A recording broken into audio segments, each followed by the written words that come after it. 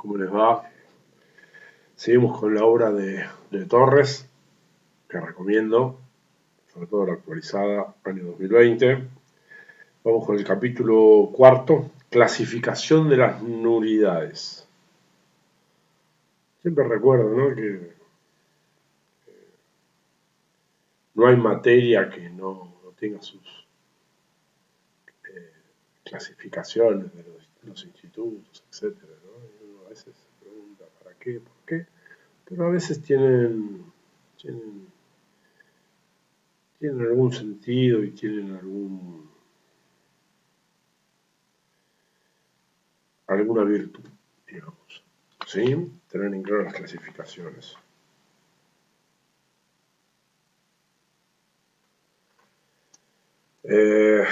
Vamos, primero, nulidades absolutas y relativas. Sobre esta clasificación de las nulidades mucho se ha escrito, aunque por lo general los autores no se han puesto de acuerdo en todos sus aspectos. Carlos Rubianes prefiere abandonar el distingo y decir que en el proceso no existen las absolutas y que todas las nulidades del proceso son susceptibles de convalidación por el consentimiento expreso o tácito de las partes a quienes perjudica, aunque cabe aclarar que el doctrinario sitúa esta posición en el sentido de la ley civil, clasificándolas en esenciales o sustanciales y secundarias o accesorias. Está erradísimo.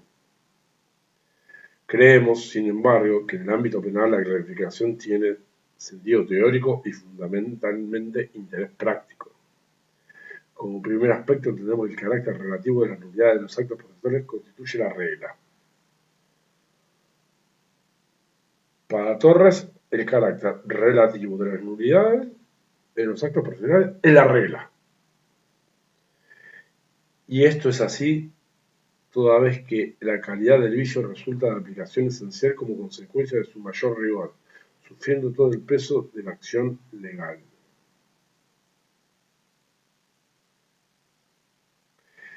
Y cita a un chiquito, que es Francisco Carneluti.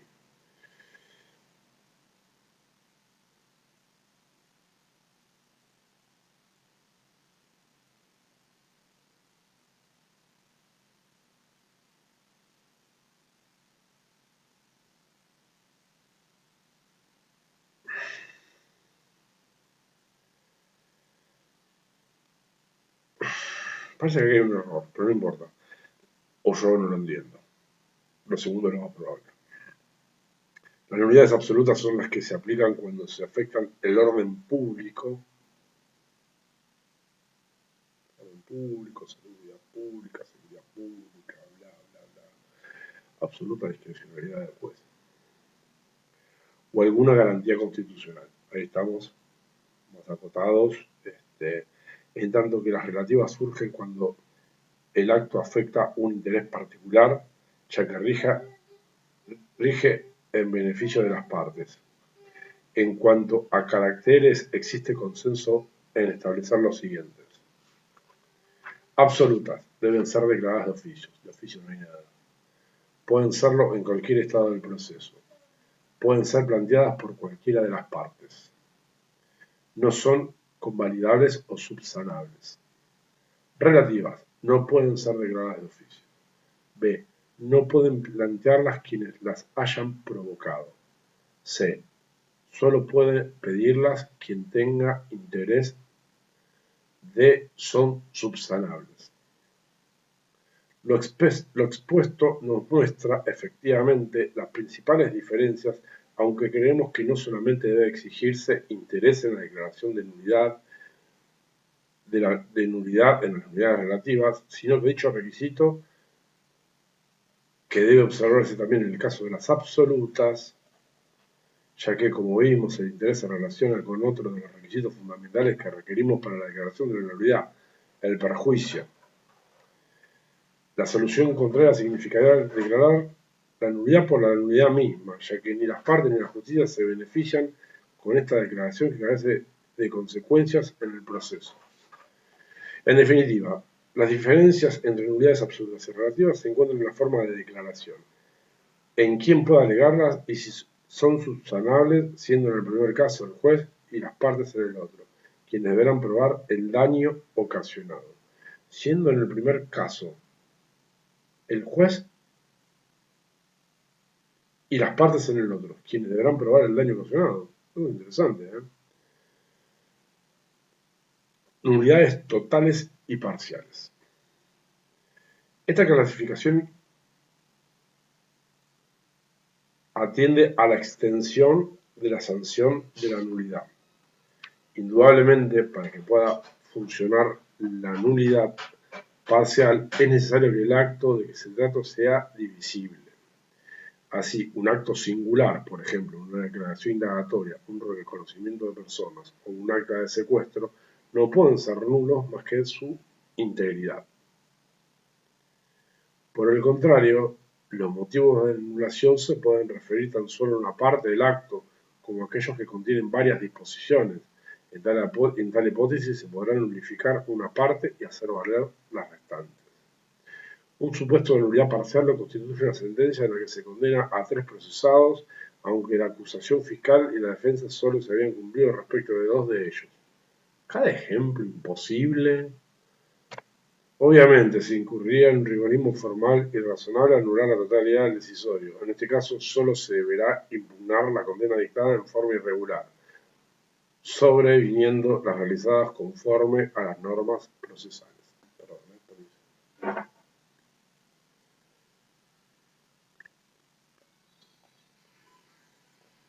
Nulidades expresas y virtuales. El planteo esencial de esta distinción, como sostiene Jorge Llambías,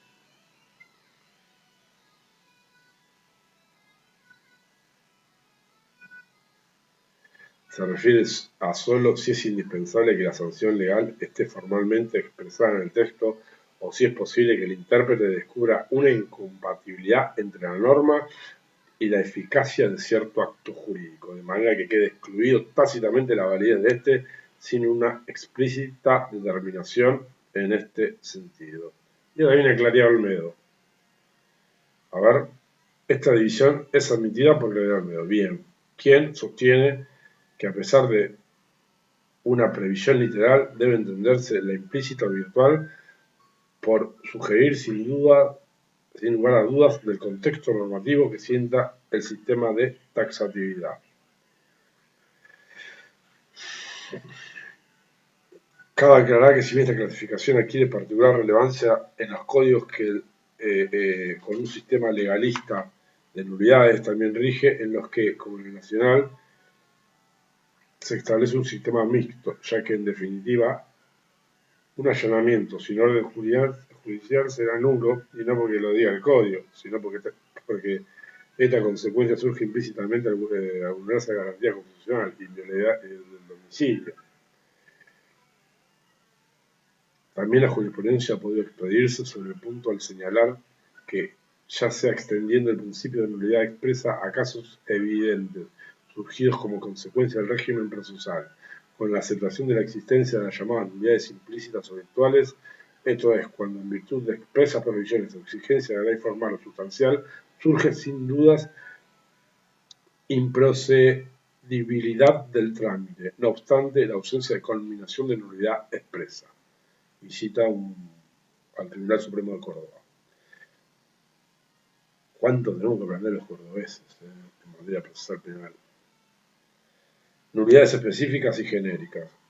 Esta clasificación tiene sentido en ciertos códigos procesales, como en el caso de la provincia de Córdoba, que constituye el sistema legalista de nulidades, es decir, cuando la ley ya decidió si una irregularidad tiene la sanción de nulidad o no, y si se establece en cada caso en particular, en tanto que existe otra categoría que se considera esencial para la validez de la relación. El maestro Jorge Claría Olmedo, a quien seguimos en este tema, establece que las nulidades específicas son casos de previsión expresa, porque no se deja duda alguna acerca de la nulidad del acto concretamente regulado, si no se observan los requisitos exigidos bajo combinación. En estos casos, la sancionabilidad es taxativa y no puede extenderse por analogía. Respecto a las nulidades genéricas, las divide en sistematizadas y no sistematizadas. Nulidades genéricas sistematizadas son tipos comunes de exigencias para el cumplimiento de todos los actos del proceso, expresamente sancionados con la nulidad en su conjunto. La observancia de dichas normas en el cumplimiento de los actos procesales debe ser sancionada necesariamente con nulidad. Son las siguientes: las concernientes al nombramiento, capacidad de constitución del juez o tribunal, del juzgado o tribunal, las concernientes a la intervención del Ministerio Público Fiscal en el proceso y su participación en los actos en que ésta sea obligatoria, las concernientes a la intervención, asistencia y representación del imputado en los casos y en la forma que la ley establece. Nulidades genéricas no sistematizadas. Son casos de nulidades genéricas previstos de forma descentralizada. Las normas relativamente amplias de comprensión variable se ajustan a observancia de las reglas de competencia, imposición del caso del idioma nacional o por escrito de los actos procesales, fecha de inobservancia de las reglas sobre la realidad y publicidad de los debates. Vamos a darle. 5. Nulidad e inexistencia. El concepto de acto inexistente se ha transportado de la órbita penal desde el derecho civil y me parece perfecto. Perfecto. Hay inexistencia cuando a un hecho material le falta algún elemento esencial para constituirse un acto jurídico, sea en el sujeto, el objeto o la forma, entendiéndose esta última como la manifestación de la voluntad del sujeto respecto al objeto. Jambías.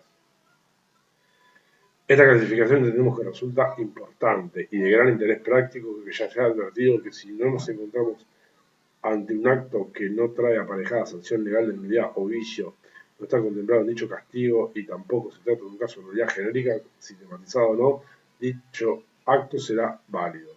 El único remedio posible, siempre que se trate de un supuesto aplicable, es su declaración de inexistente para los sistemas legalistas, aunque también se podría aplicar un sistema mixto como todavía vigente en el ámbito nacional si se tratara de una nulidad relativa, que puede convalidarse.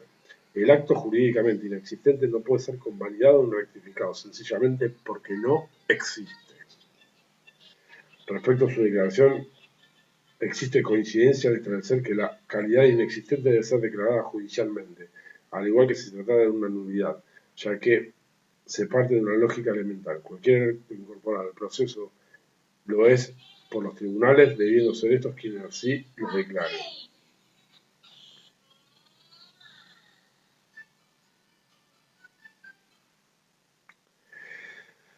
Véase un fallo que considera nulo un acta de declaración de un funcionario interventor al carecer de su firma.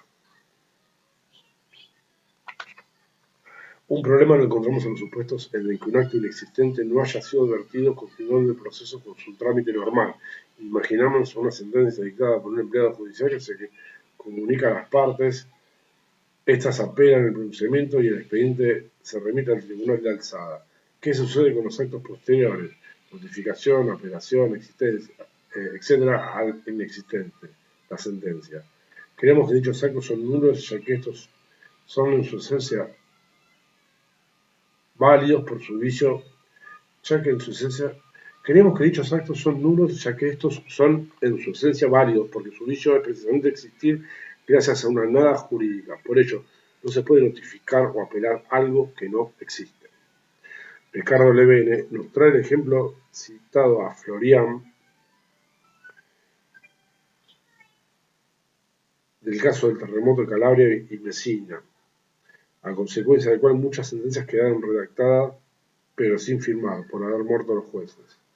Los límites entre el acto considerado nulo y el inexistente no son muy precisos, ya que se transitan por una zona gris, resultando de una variedad y arbitrariedad de designación casi absoluta. Indudablemente definirlo no resulta difícil, pero la cuestión se plantea al deber determinarse cuándo un acto no es idóneo para producir los efectos jurídicos para los que fue creado. Un ejemplo de acto inexistente lo encontramos en el Código de Procedimiento de Materia Penal aplicable en el ámbito nacional. Artículo 316, inciso primero, que establece que toda manifestación del procesado por la cual se reconozca como autor, cómplice o encubridor de un delito o de una tentativa punible surtirá los efectos legales de la confesión, siempre que reúna conjuntamente con las condiciones siguientes. que sea hecha ante juez competente, la prestada ante la autoridad de prevención carecerá de valor probatorio y no podrá ser usada en la causa. Como vemos, el código no toma como irrita esta declaración, llamémosla espontánea, sino que determina que no puede ser utilizada en la causa. El propio legislador la declara inexistente. Sí, pero también es expediente, ese es el tema. Y se lee. Llegamos a esta conclusión porque el código no dice que no se puede declarar en sede policial, sino porque por disposición legal de existir desaparece, carece de valor como prueba y no puede ser usado de modo alguno en el proceso. Otro supuesto de inexistencia taxativamente enunciado por un código se encuentra en el artículo 402 del Código Procesal Penal de la provincia de Buenos Aires, que termina: si se produce la muerte del procesado, el juez o el tribunal ordenará el archivo de la causa, quedando como inexistente toda sentencia condenatoria pendiente de recurso o en términos de poder ser apelada en esa época. Sobre este tema casi no existen precedentes jurisprudenciales, aunque citaremos un fallo de la Cámara Nacional en lo civil, ya que, aunque es una órbita distinta, en él se muestran claramente las diferencias entre un acto nulo y otro inexistente. Torres entendió el tema. Torres entendió el tema, por eso lo estamos siguiendo. Entendió el tema. No voy a seguir hablando. Los actos jurídicos anulables en principio pueden ser confirmados sujetos a presunción y a cosa juzgada. Los actos inexistentes pueden ser declarados de oficio en todos los casos. No son susceptibles de convalidación expresa o presunta. No recluye ni prescribe la cosa juzgada, no obstante al planteamiento, mientras que la unidad expresa sufre un acto que adolece de eficiencia en algunos de sus elementos esenciales. La inexistencia es un concepto aplicable a determinados hechos, que prestan la apariencia de actos jurídicos, pero en realidad no revisten el carácter de tales por carecer de aquellos elementos. En síntesis, un acto debe previamente reunir determinados requisitos que permitan considerarlo un acto jurídico. Excelente, excelente.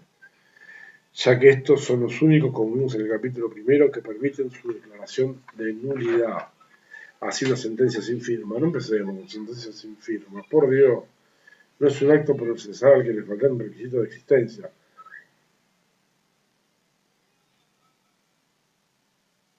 Por ello, esa sentencia no existe. Una sentencia sin firma no es un acto procesal. No es un acto procesal al faltar un requisito de existencia. Por ello, esa sentencia no existe. Pero si luego el juez competente la suscribe, ya se la considera un acto procesal y por lo tanto es susceptible de ser considerado válida o nula.